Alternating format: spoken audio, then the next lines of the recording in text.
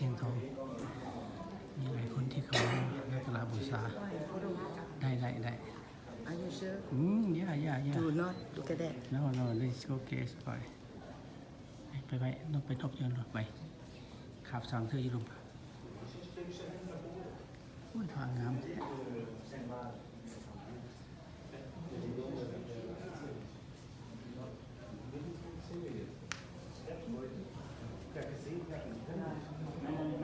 ไหวผ่านจังหวัดเชียงทองอยู่ในสิ่งงาม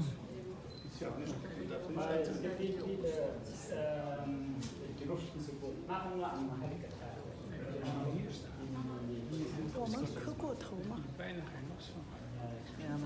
站着的磕过头吗？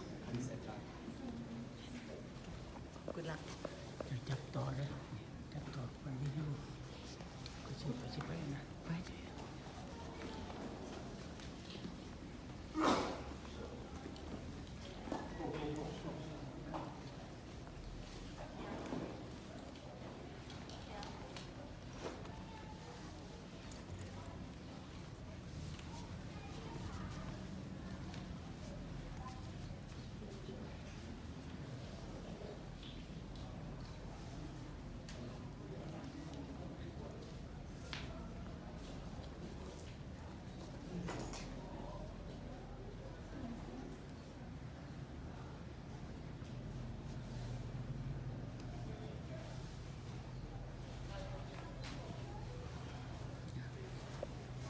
ที่ไว้